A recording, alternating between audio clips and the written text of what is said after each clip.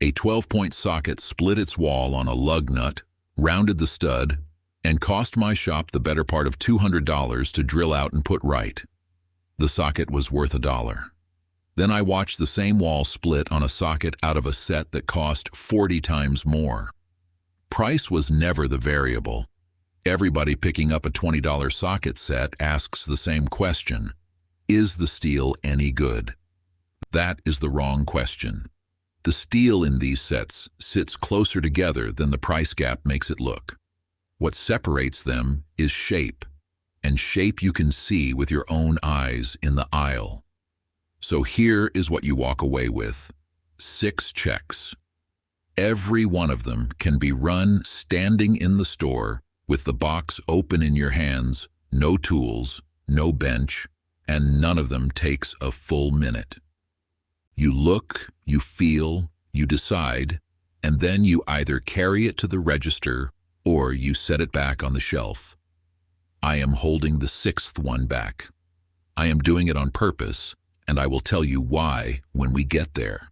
The first 5 will keep you out of most of the trouble. The 6th is the one that decides whether that set is still in a drawer in 10 years or in a bin behind the building. I am not a reviewer. I never unboxed anything for anybody. For 40 years, I bought tools for a commercial fleet shop, which means I signed the purchase order going out and I got the broken pieces coming back. Around 60 mechanics on the floor across those years, and every one of them harder on a tool than any of us are at home on a Saturday. There was a coffee can on the corner of my desk. Anything that let go went in the can, and once a month I sat with it. Same shapes over and over, same corner cracked, same square twisted, same pawl gone flat. After enough years, you stop reading the name on the handle and start reading the part that broke, because the part that broke keeps telling you the same thing. This is the first video on this channel, so if watching a man take tools apart in his head sounds worth your time, subscribe. There will be more of it. 6 checks in order. 1. The broach and the wall thickness. 2. The chrome and the finish. 3. The ratchet teeth and how they feel under load. 4. The detent ball and whether it holds a socket. 5. The case and what is actually in it. 6. The one I am holding. Get this wrong and you do not just lose the $20. You lose a fastener, a knuckle, and an afternoon, and the fastener is always the expensive part. Start with the broach. That is the shape cut into the inside of the socket, the part that actually touches the nut. Turn the socket upside down, hold it toward the light, and look straight down the hole. This is the top item on a list I have kept for most of my working life. The 40-year buy list, which is linked in the description and in the pinned comment if you want the written version. That is all I will say about it. 2 things to see down that hole. First, where the socket makes contact. A 6-point socket sits on the 6 flat faces of the nut. A 12-point has to give you twice as many positions to start in, so its contact creeps toward the corners of that fastener. Corners are the part of a nut that surrenders first. On a clean fastener on a bench, nobody ever notices the difference. On a rusted exhaust bolt that has been in a truck for 6 years, the 12-point starts turning that corner into a radius, and the moment it is a radius, nothing on earth grabs it. Half of what went into my coffee can was not the tool at all. It was the fastener the tool chewed up, and the socket that chewed it was almost always a 12-point in a hurry. Second thing, wall thickness. Look at the meat between the inside of the broach and the outside of the socket, and look at it at the corners, not at the flats, because the corners are where it is thinnest. That is the line the socket splits along when it splits. Thicker is not automatically better, because a cheap maker will pad the outside diameter to cover a sloppy broach, and then the socket will not drop into a recessed well on a wheel or fit past a bracket. What you are looking for is even. Rotate the socket slowly and watch that wall. If it is thick on one side and thin on the other, the broach was cut off center. And off center means one corner is carrying the load for all 6. Then run your thumbnail around the mouth. There should be a small chamfer, a lead in, that helps the socket find the fastener.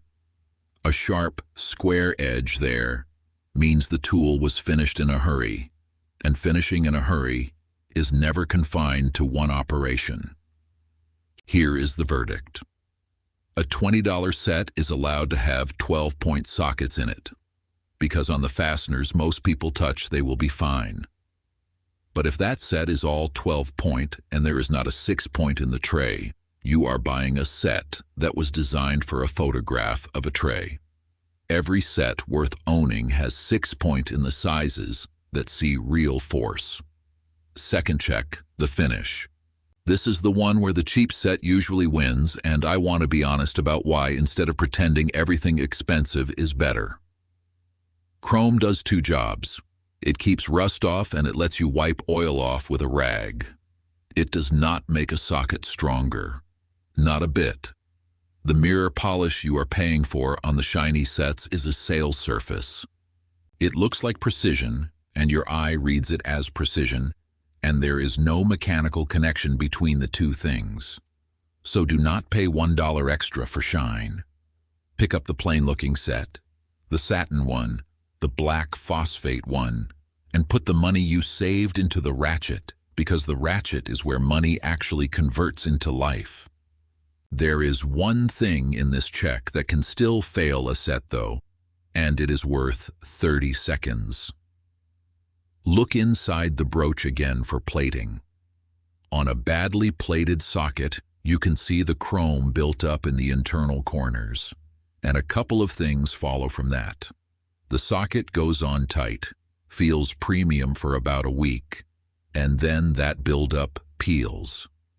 Now you have a loose socket and a chip of plating that will cut you when you sweep it out of the tray. If you see blisters, flakes, or a milky, cloudy patch anywhere near the drive end, that plating is already letting go on a shelf in a heated store. It will not do better in a damp garage. While your thumb is out, drag it across the size marking. A stamped or engraved marking will still be there in a decade. A printed one will be gone in a year, and then you are grabbing by eyeball and grabbing a metric socket for an inch fastener because the number wore off is exactly how a good fastener gets rounded. That is not a strength problem. That is a Tuesday afternoon problem, and I saw a lot more of those. Third check, the ratchet teeth. Almost every cheap set now prints a tooth count on the box because somebody figured out that a bigger number sells, and most people do not know what the number means. It is simple arithmetic and nothing more. Divide 360 by the tooth count, and that is your swing arc. 72 teeth gives you 5 degrees of handle movement before the next click. 36 teeth gives you 10. In a wheel well with a brake line in your way, that difference is the whole job. Now, the part the box does not print. 2 ratchets can both say 72 and be completely different tools, because what carries the load is not how many teeth are cut into the gear, it is how many of them the pawl is sitting on at the moment you pull. A wide pawl spread across a lot of teeth shares the load. A skinny stamped pawl catching 1 or 2 teeth concentrates everything on 1 or 2, and those teeth roll over. Once they roll, the ratchet slips under load.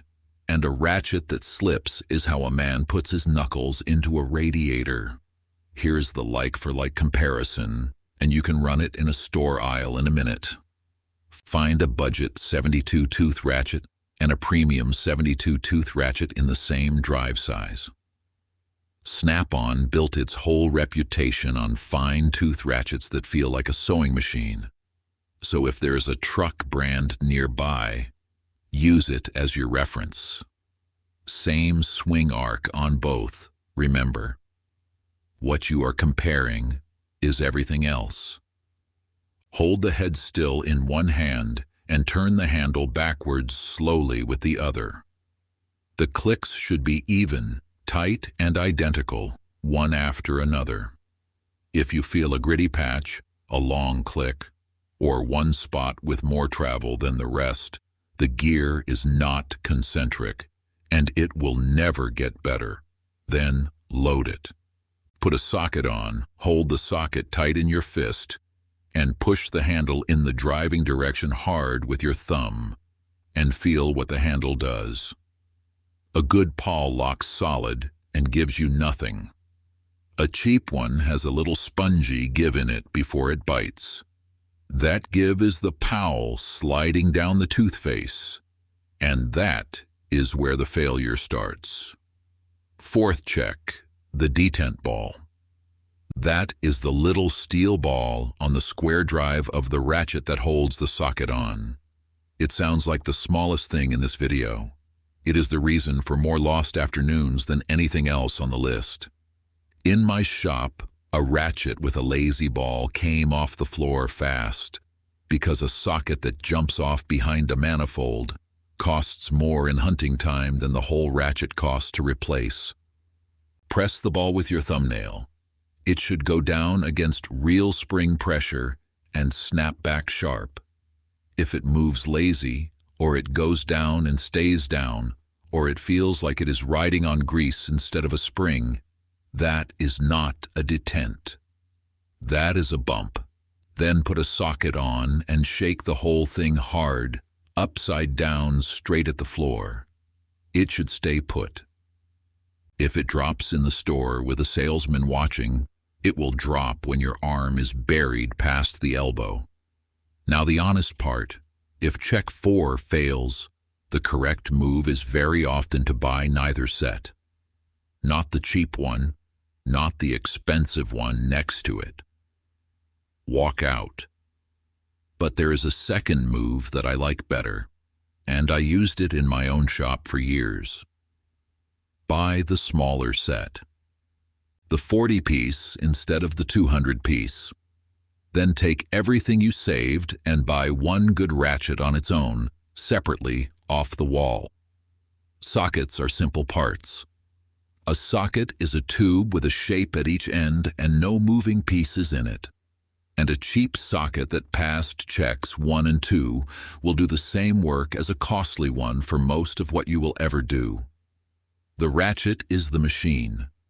It has a gear, a pawl, a spring, a ball, and every one of those is a thing that can be made badly for a nickel less. Spend where the moving parts are. Fifth check, the case, and what is truly in it. This is the check that saves you money rather than saving you a fastener, and it takes the longest to run because they have made it deliberately confusing. Piece count is marketing arithmetic. A 200-piece set sounds like it swallowed the 200-piece problem, and then you get it home, and 80 of those pieces are little screwdriver bits in a plastic strip, and another 30 are hex keys, and another dozen are sizes nobody has used since before you were born. Turn the box over and read the actual list. Count the sockets only. Then count how many of those sockets are in the sizes you will genuinely reach for. And for most people, that is a narrow band of common sizes, plus the 2 that fit whatever they happen to own. Then check retention in the tray. Take one socket out and press it back in. It should take a little push and then hold. Tip the whole open case 45 degrees and see what happens. If sockets slide, that case will empty itself into the trunk of your car the first time you take a corner. And from then on, you own a bag of loose sockets, which is a different and much worse product than a socket set. Look at the hinge and the latches too. A blow-molded case lives or dies at the hinge. Open it and close it a few times right there.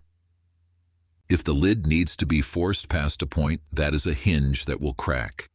And be suspicious of a case that fits so tight there is no spare room. Every set you ever buy will grow. You will add a deep socket, a swivel, a longer extension. If there is nowhere for them to live, they will live loose in your toolbox. And loose is where sockets go to disappear. Now, before the last one. I held the 6th check back on purpose, and here is the reason. Checks 1 through 5 are all about the sockets and the box they came in, and that is exactly where every buyer looks, because that is what the set appears to be. The 6th check is on the one part that carries the load from every single socket in that tray, and it is the part almost nobody picks up and inspects. If it is wrong, the other 5 do not matter at all. Check 6 is the drive tang. That is the square male post on the ratchet, the little block a socket slides onto. 3/8 of an inch of steel on most sets, and it is the whole set. Think about what is being asked of it. Every socket in that box, every extension, every adapter hangs on that one square, and everything you pull, crooked goes in as bend on top of the twist. A socket is a tube, and a tube and twist is about the best shape engineering has to offer. A tang is a short square post sticking out of a round head, and that is a much harder life. Here is the mechanism, and this one is worth carrying to tools I am never going to mention. Steel does not usually break where it is thinnest. It breaks where it changes thickness suddenly. Anywhere a tool goes from fat to skinny in a short distance, the load piles up at that step, and the crack starts at the step. On a ratchet, that step is the shoulder where the square tang comes out of the round head. If the maker left that shoulder as a sharp inside corner, they built the crack for you. If they rolled a smooth, even radius out of the head into the tang, the load has somewhere to spread.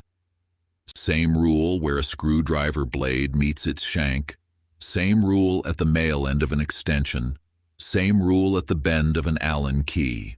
You will see it everywhere once you know to look. So here is the 30-second check, in the store, with your hands. 1. Look at the 4 corners of the tang. Machine corners are crisp and identical. Cast corners look soft, and they often carry a faint seam running down one face, a parting line left by the mold. A seam on a tang is the one thing in this video that makes me set a box down without bothering to finish the other checks. 2. Look at the root right where the tang leaves the head. You want a smooth, even fillet.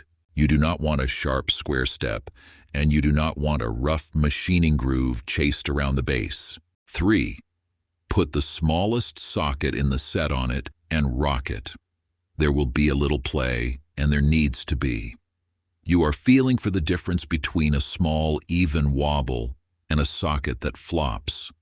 Flop means the tang is undersized, or its corners are already soft, and soft corners hand the load to 2 corners instead of 4. 4. Look at the detent hole. It should be round, clean, and centered on the face. Off-center, oval, or bird means somebody put a hole through the most stressed piece of the tool without caring much where it went. That face is already the weak side. Off-center makes it weaker. Now, the failure this predicts. A bad tang almost never snaps clean the first time. It twists first. You put a long pull on something stubborn, the square takes a set, and from then on every socket you own sits a little crooked on it. You will blame the sockets. Then one day it lets go at the shoulder, always at the moment you are pulling hardest. And your hand goes wherever it was headed with all of that behind it.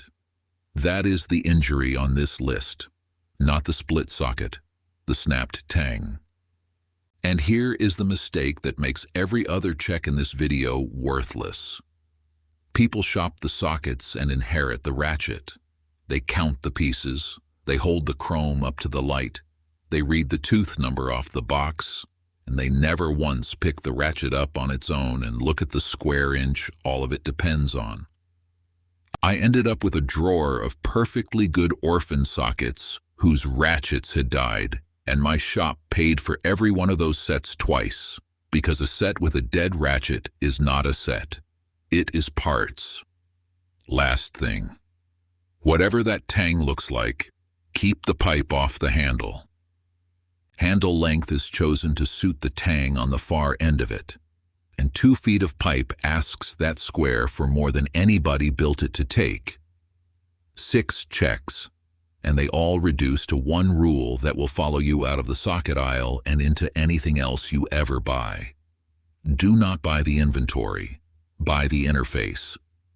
The parts of a tool that just sit there are cheap to make well, and cheap sets usually make them fine. The parts where 2 things meet under load, the tang in the square, the pawl on the tooth, the ball in the hole, the brooch on the corner, are where a maker either spent the money or hid the fact that they did not. Piece count hides in the first category. Your afternoon lives entirely in the second, which brings me back to that split socket at the start. The expensive one failed the same way as the dollar one at the corner, because both were built to put the load on a corner. It was never a price problem, it was a shape problem. Once you can see the shape, a price tag turns back into what it always was, which is somebody else's guess about the worth of your time. Tell me which tool I should run through these same 6 checks next in the comments below.